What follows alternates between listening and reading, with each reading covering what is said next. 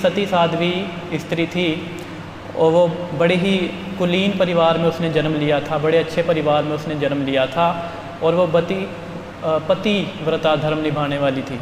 तो एक बार एक संत ने उनको कहा कि कल सुबह सबसे पहला पुरुष जो भी आएगा, तुम्हें नज़र आएगा यहाँ से दरवाजे से आता हुआ, उससे तुम अपना पति स्वीकार कर लेना और उसकी पूरी निष्ठा के साथ, पतिव्रता धर्म के साथ तुम जो है सेवा करना। इससे क्या होगा, तुम्हारे इस जीवन का कल्याण हो जाएगा। तो अगले दिन जब सुबह हुई तो उस दरवाजे से एक बड़ा ही कमज़ोर एक व्यक्ति आया और उसको कोढ़ पड़ा हुआ था। तो उस स्त्री ने इसको अपना ईश्वर की इच्छा और अपना कर्म जो है प्रारब्ध समझकर कि मेरा यही भाग्य है, उसे अपना पति स्वीकार कर लिया।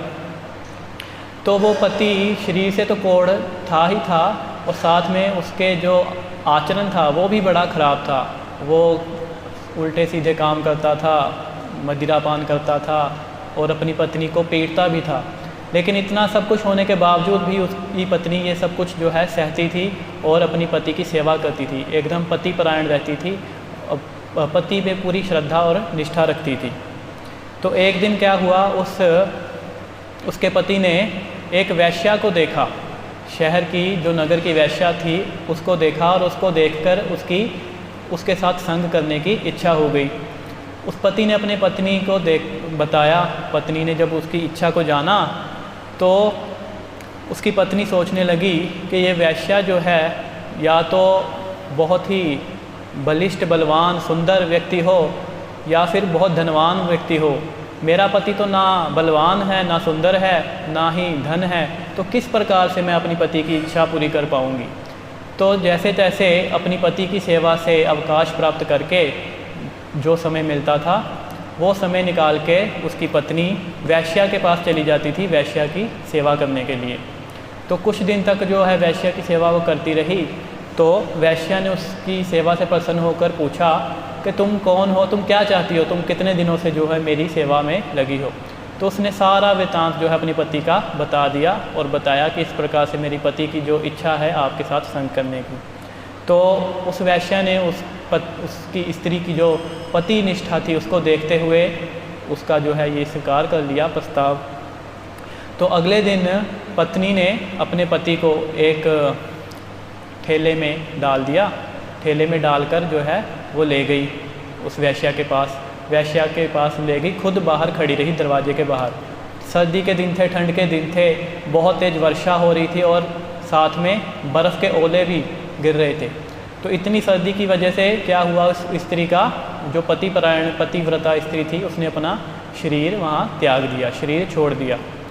और जैसे ही शरीर छोड़ा तो भगवान विष्णु ने क्या किया, देखा कि ये स्त्री इतनी पतिव्रता थी, उसका पति इतना पापी होने के बावजूद भी ये अपनी पति की सेवा में लगी रही, तो ये वैकुंठ धाम आने के जो है योग्य है।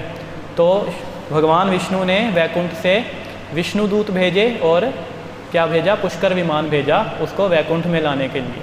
तो जैसे ही विष्णुदूत आते हैं उसको कहते हैं कि वैकुंठ धाम चलने के लिए जो है बैठिए आप पुष्कर विमान पर। तो वो कहती है कि मैं अपने पति के बिना नहीं जाऊंगी।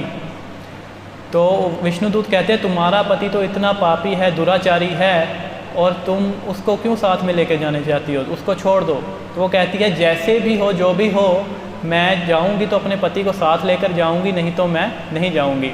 विष्णुदूत जाते हैं वापस भगवान विष्णु के पास। वो कहते हैं कि इस प्रकार से वो कह रही है कि मैं अपने पति के बिना नहीं आऊँगी। तो भगवान विष्णु कहते हैं कोई बात नहीं, उसके पति को भी साथ में ले आओ। तो परमिशन मिल जाती है। जब पति को परमिशन मिलती है, पति की आसक्ति होती है वैश्या में, पति कहता है कि मैं वैश्या के बिना नहीं जाऊंगा। तो फिर से विष्णुदूत जाते हैं परमिशन लेने के लिए। तो भगवान विष्णु कहते हैं ठीक है, उस वैश्या को भी आने दो वैकुंठ में। वैश्या की परमिशन मिल जाती है। तो वैश्या क्या कहती है, उसके बहुत सारे प्रेमी होते हैं नगर में। तो वो कहती है कि मैं अपने सारे प्रेमियों के बिना नहीं जाऊंगी। तो विष्णुदूत जब फिर वापस जाते हैं भगवान विष्णु के पास, तो विष्णु कहते हैं भगवान कि उस पतिव्रता स्त्री को तो हमें किसी भी हाल में वैकुंठ में लेकर आना ही आना है। जिस किसी को भी साथ में लेकर आना है सबको ले आओ, कोई दिक्कत परेशानी नहीं है। तो इस प्रकार से पूरा नगर जो है उस एक पतिव्रता स्त्री के कारण जो है वैकुंठ धाम जा पाता है। तो इससे शिक्षा क्या मिलती है? शिक्षा यही है कि उस समय में जो थी स्त्रियां बड़ी पतिव्रता होती थी, अपना जो था लज्जा के साथ रहती थी और अपने पति जैसा भी हो उसके ऊपर पूरी निष्ठा रखती थी, उसकी सेवा करती थी। लेकिन आज के समय में वेस्टर्न कल्चर को सब फॉलो कर रहे हैं, पाश्चात्य देशों को फॉलो कर रहे हैं और जो पहनावा है, जो खाना पीना है, जो सोच है वो इस प्रकार से हो गई है कि घर घर में लड़ाई झगड़े हो रहे हैं, घर घर में क्लेश हो रहे हैं। और आज भारत में भी हम देख सकते हैं कि तलाक जैसी बात जो है नॉर्मल होती जा रही है। तो एक पतिव्रता जो स्त्री होती है उसके अंदर इतनी शक्ति होती है कि वो अपने साथ साथ पूरे नगर का, सबका कल्याण जो है उद्धार कर सकती है। तो हमें जो है अपनी जो हमारा धर्म है उस पे एकदम अडिग होना चाहिए।